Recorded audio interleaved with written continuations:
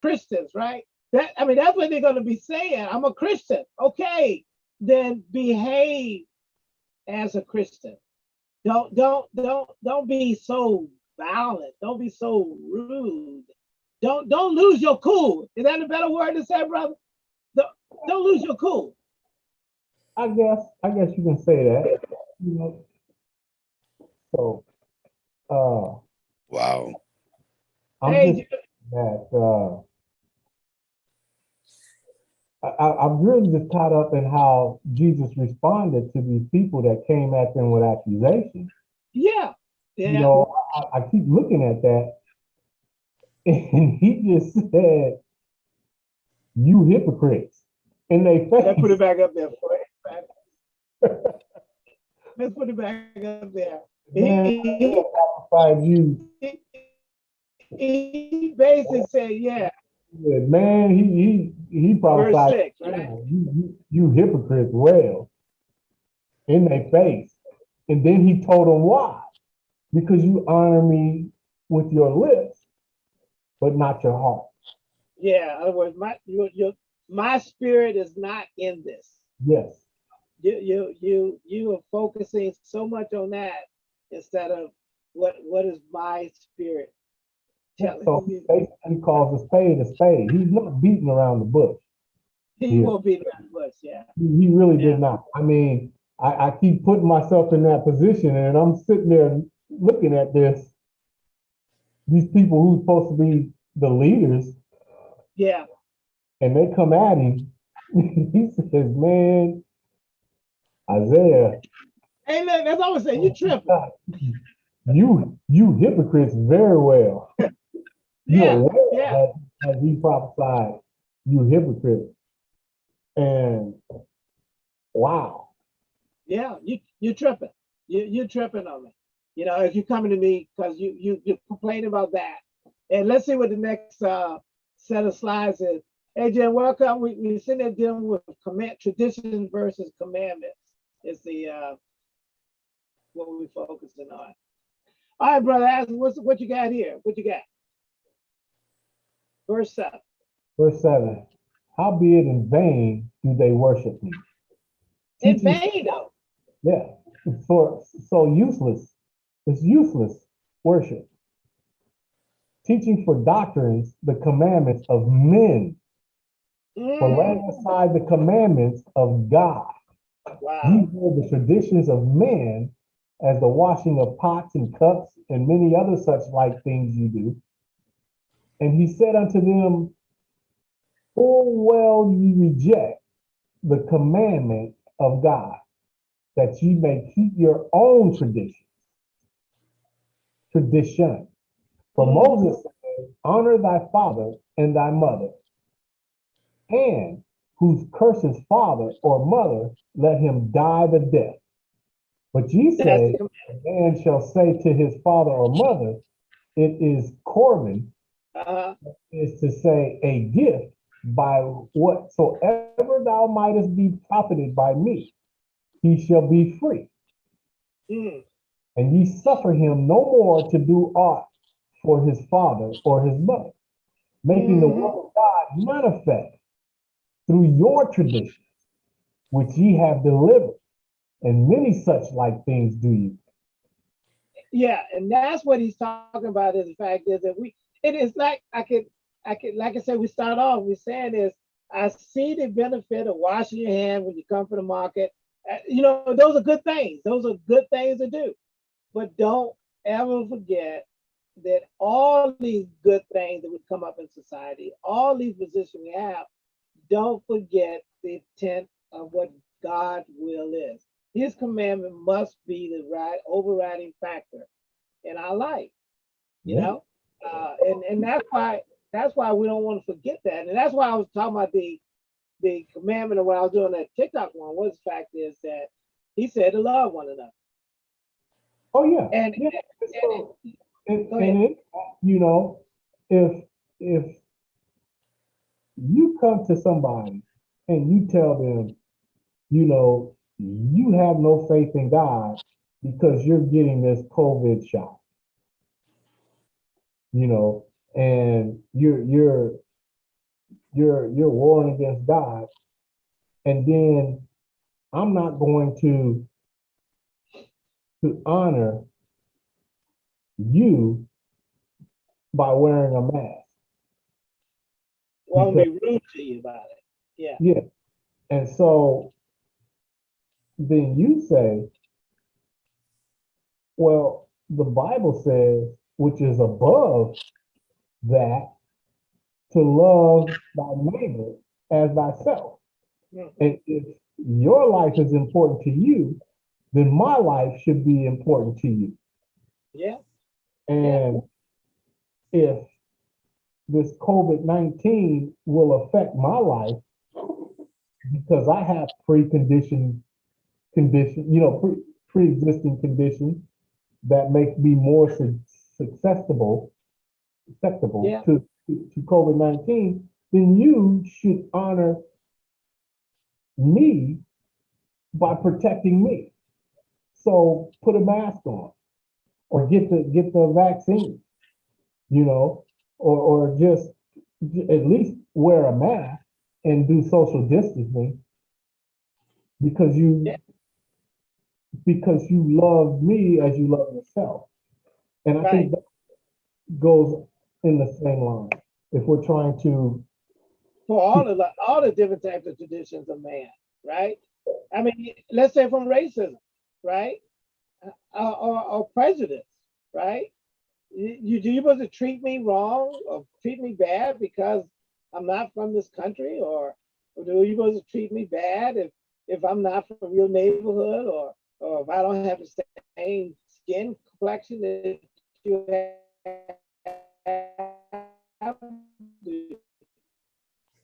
Are you supposed to just treat me any kind of expectations, right?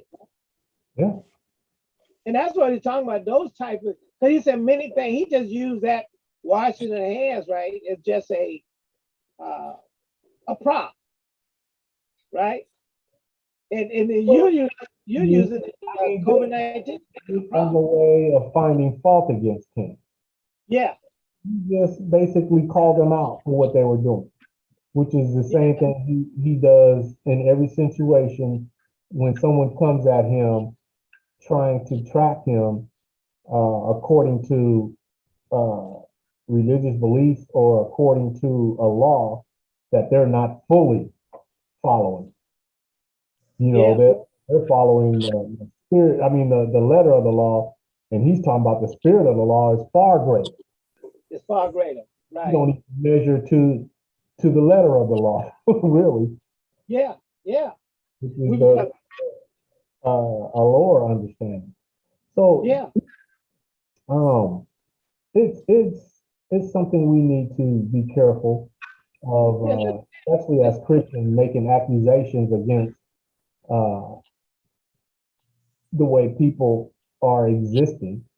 yeah. You, um, I was talking to a friend of mine yesterday, because we had a lot of people passing here, people that we grew up with, of course, some other folks that we've been around here recently, Hmm.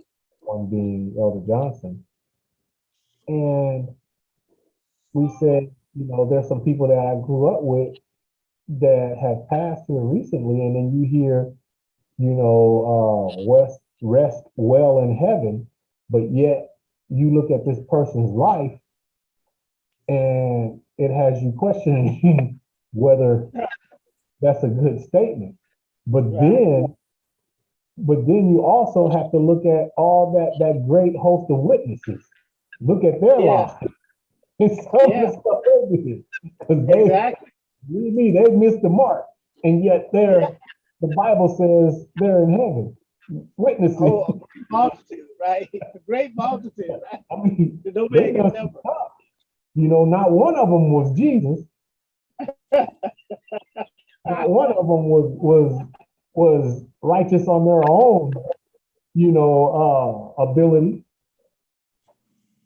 Yeah, yeah. So it's kind of you in the Bible says, who's to say who's in heaven or who's to say who's descended Who's in into hell? heaven?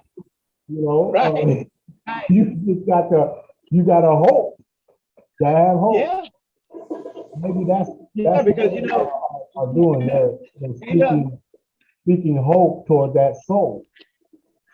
right, right. In other words, it's by faith anyway. You want to say by faith. I'm hoping that person is there. I Oh was yeah. looking at the tradition where uh, with I had to you may have saw in the text when they said the funeral was private for Elder Johnson, right? Uh-huh. There was a part that if you talk about you wanted you was disappointed. Uh, you was almost disappointed to the point of saying, "Well, what if I just show up?" Right? No, But that crossed my mind. To be honest with now, you, I was driving down to Albany. and there was a long distance. I agree. I agree. I And, heard it was going to be down in Albany and it was going to be just a small gathering. You know, yes, it yeah, it, they it, said it, private. it was what it was because I expressed my love for that brother while he was in his physical body. You You know, and did. We and, captured on tape too. and so in a twinkling of an eye on his side of time, Yeah, he'll be yeah, right there with me. yeah. And you know the thing about it was that. So I'm just saying is that the initial thought process was, oh, what do you mean I can't go? I Uh, can't go.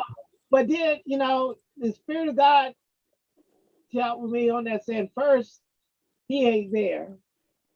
He's not at Albany, he's no longer in Warner Robins. uh-huh. He's not there, right? That's the whole point, right? He is not there. He will not be disappointed because we didn't show up to his homecoming because he's not there. Yeah. And therefore, if the family wants to have that privacy, you should honor their wishes. And that's what that whole, as Christians, that's what that ritual should Uh-huh. be anyway. You're Yeah. not honoring the person who has gone on. You're honoring the family. Yes. You're honoring the memory of that person Yeah. by being there for that family and showing, Yeah. that family that this person had people who loved him and who cared for him. Yeah. And it helps that family by showing that support. I don't Yeah. know his family. Yeah. I Yeah. don't. I don't know his family, and yet, if it was here, I would still, you know, make an Honor effort with it.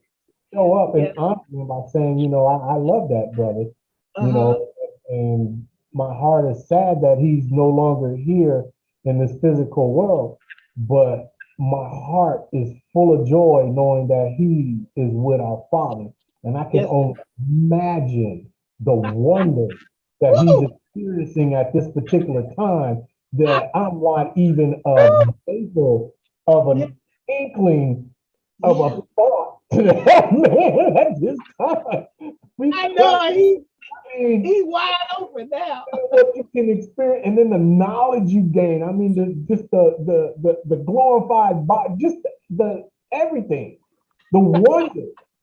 I'm like, Yeah. that dude ain't thinking about me at all. Woo! I believe he is. I mean, the experience wouldn't let. I mean, when you leave your family, you love your family. Yeah. You love your family and dearly. But when you're not with your family and Yeah. you're doing something that is just astonishing to you and the joy that you're experiencing in that moment, your family does not exist. Come on now. Because you're Come in that on. moment. Yeah. Well, Yeah. his moment is for eternity. Yes, sir. He's with his, he's back with his wife, and Yeah. look, and we're talking about faith. That's what it's all about. We're talking about faith. We're not there, but hopefully we'll be there one day, and we'll be able to say the same thing. Hallelujah! But the Yeah. main thing was not to find fault for their desires here, because they wanted a private ceremony. You know, I really wanted to show that honor to him, but it doesn't matter. In other words, don't get offended by Yeah, it, right? You'll lose. there's no there was no harm either There's way. no, yeah, that's how I look at it. There's no harm done, and he was not there. But Yeah, like you said, though, there's people that go get angry. There's people, if they don't have it their way or what they believe as the right traditional way, they come out of the spirit and come into the flesh, and that's when we ask ourselves what fruit being buried, being presented when we don't see things the right way. yeah, You know what I mean? That's what it's all about. And that's what I'm trying to remind other Christians. Let's just remember, you know, do everything in love.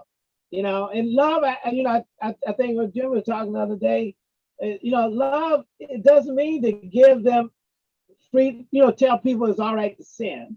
I think when you had Brother Bell the other day, that's not what we're trying to say. We're really just trying to say is that if you're gonna chastise somebody or correct somebody, correct them in love. Let them know that when you discipline your child, right?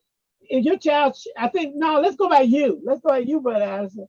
When you were disciplined, Oh, you said, when yeah, I was disciplined by my parents, and look, when you were whatever disciplined, I was doing out of line, I can guarantee you it got beat out of me. And if that thought ever came to mind to do that, whatever I got beat for again, that beating was there as a reminder of of, of what is waiting for me. So if I hey, hey, did, there was some methodical thinking, brother, to make sure that I didn't get caught. I think you said that now when you got disciplined, all of us been disciplined by different parents. There was never a question of did you question love? I think you said that's how you did question Oh, love. man, my dad, as far as I'm concerned, my dad didn't love me. My dad was a disciplinarian. My mom was so lenient, but my mom would snap, and it would sometimes be worse than my dad. Oh Because yeah. if my mom snapped, then you was she was the when she said, "I brought you in this world, I'll take you out." There was a good chance that that could have happened because my mom did not respond. She reacted. Reacted. And so whatever was next to her, that's what you got busted up with. I don't care what it was. Right. If it was in reach, you got busted with it. My dad was, he had his weapons of correction. They Hit that were belt. look, they weren't tools, those were weapons. Hey, but did you feel now that it was out of love though? Did you feel like it No, was there out was of no love in that. There was just correction, brother. There was rules, there was law.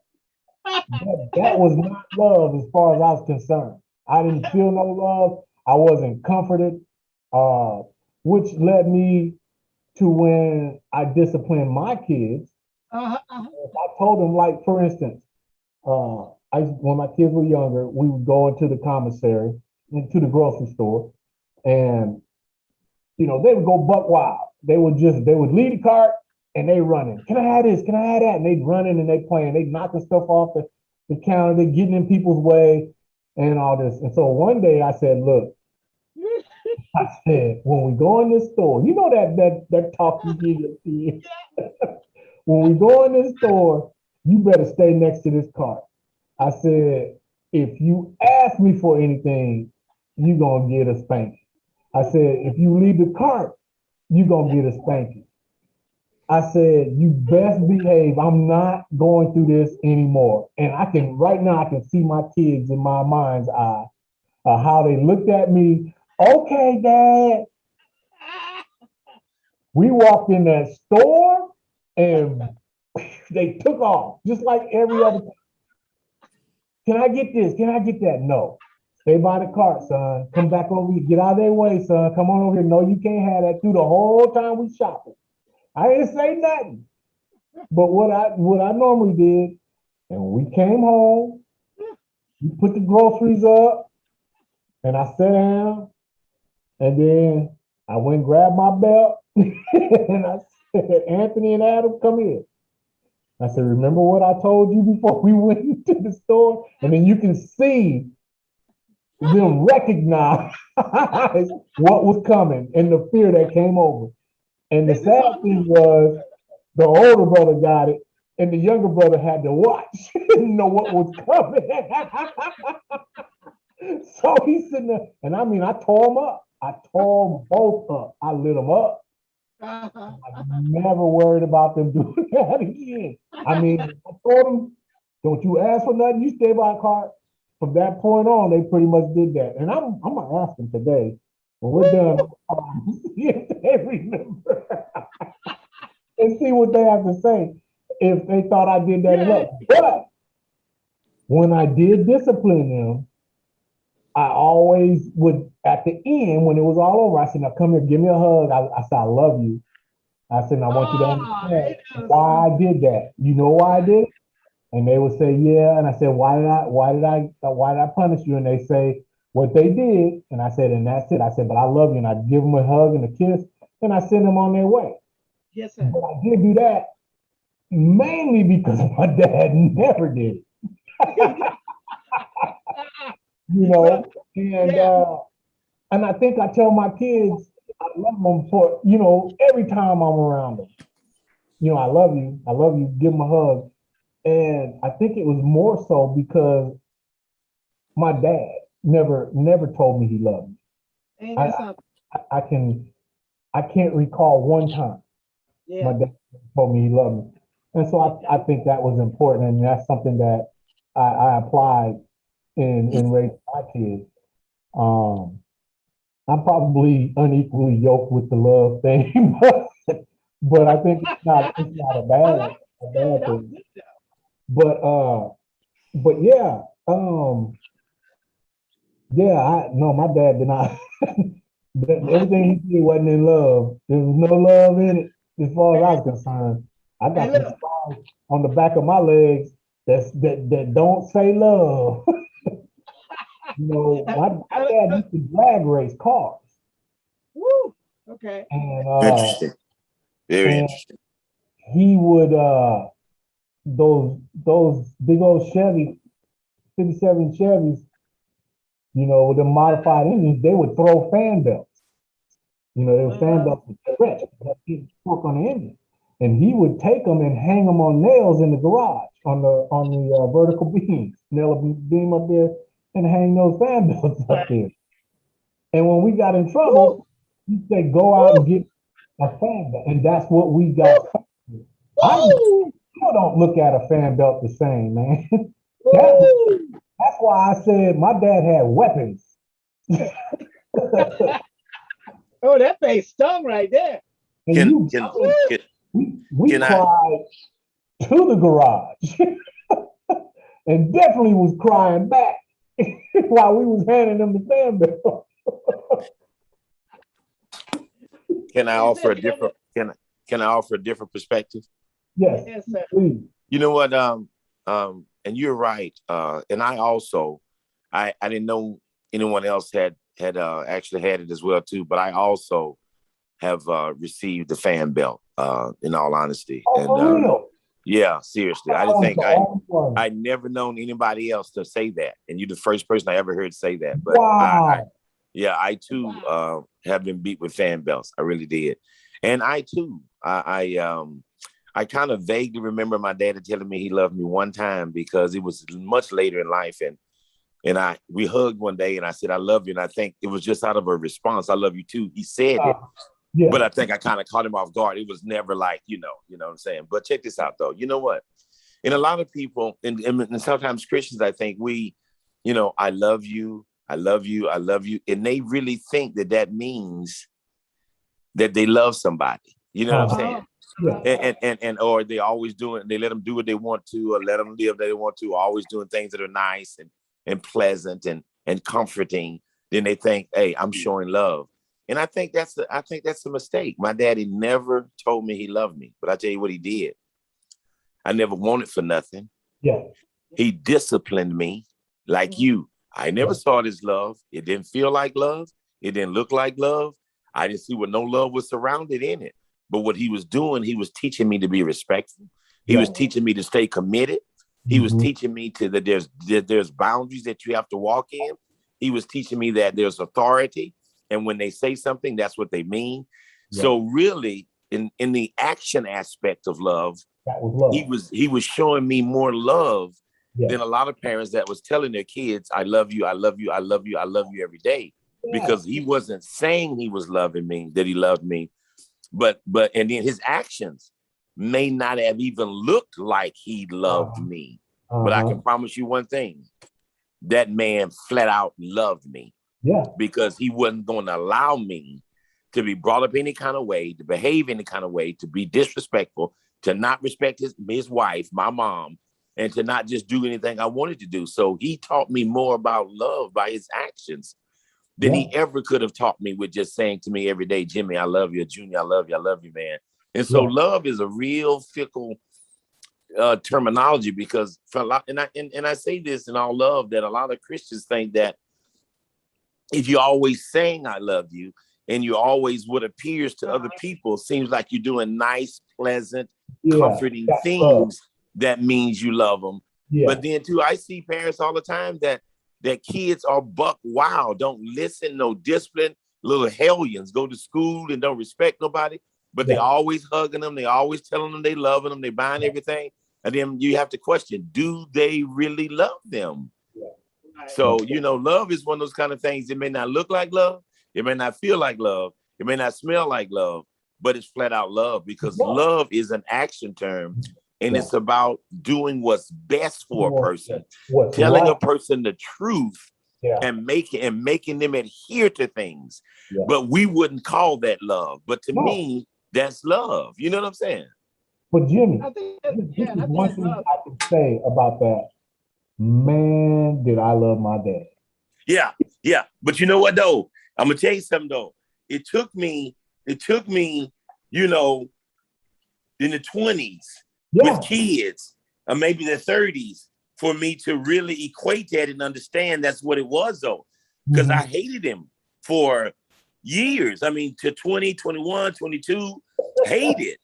But then over time, as I began to understand life, you know what I'm saying?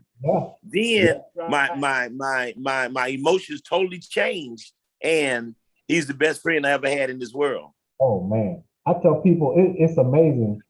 There was nights I used to just pray to God, kill him, God, you kill him. I don't want him no more. Give me a new father. Oh Lord. If I wasn't so afraid of him, I probably would have tried him. I was gonna truth, but he was of course he was a drill sergeant, first sergeant. You see me my size. He was a big guy. He was angry. You know what I'm saying? He was an angry black man. So and so look here, you wasn't finna try him. I was just the thought of trying him. Set tingles up and down your spine. You know what I'm saying? Man, I think we had the same father. Yeah. Hey, but my brother Myron, we're brothers in the Fan Belt family, brother. I've been there. Let me tell you something. That is astonishing, bro. Because I seriously never thought anybody else experienced that other than my And that's family. where I felt too. You brought tears to my eyes this morning when you said that, man. I ain't never heard nobody else say that. And I know how it is. I've been there. Bro, trying to go get that bad boy, man. Yeah, because everybody else. Check this out. This is something that just came to mind. What's that? Now I remember it was almost, I could almost feel the pain when my dad said, go get the fan belt. Oh my God. I could almost feel the pain and the fear that was going while I went out there. Now, you magnified that. Yeah. and then put that on Christ, Yeah. going to the cross, Oh, knowing what yeah. he's going to receive. Come Yeah. on, man. Come on, man. Yeah. He did that. Remember, he did that in the Garden of Gethsemane before he went, right? And he said, Lord, if this cup could pass, Bruh, believe let me, your I beg my dad, please don't say and then when I'll do anything. You know yeah, what I'm saying? I'll never do it again, ever. I promise you I won't. Yeah. But you know what? But and even when he didn't go and wasn't a believer, he made sure we went to church. That we went to Sunday school every Sunday. Yeah. That we went to church every Sunday. If he would drop us off and pick us up, even when he didn't go, didn't believe in God. One thing about it, your butt was getting up and going, and you was gonna go in there, and you better not have heard anything that you weren't behaving properly, so on and so forth. Yes, sir. Guaranteed. Oh yeah. That sounded like you saw some value in going, worshiping. Yeah, but he knew that the, and I hate to say it this way, but he knew the programming of living a godly life, the discipline of love and understanding that we need to respect one another and honor one another. That was necessary in a child's mentality, that they understand that. And so he made sure that we were exposed to the kind of things that we need to be exposed to as children that would make us responsible adults. And so that's his whole goal was, I ain't worrying about what your friends think or what other people look at. I got a finished product that I'm trying to create. Yeah. And I've decided these are the kind of things that I need to do to this product, and you're going to get these things done, period. Yeah. Yeah. Because then I feel like I've done what I needed to do to when I leave here. That's what I tell my wife all the time. We have a responsibility that when we leave here, they're able to live a godly, responsible adult life on their own, because they've been taught how to. You know what I'm saying? Right. I remember the saying, if I did not prepare you for life after my death, then I failed. Absolutely. I failed as a father. Man, that stuck with me when I heard that. But that should be every parent's mantra. That should be every parent's mantra. Yeah. Period. Yeah. You know,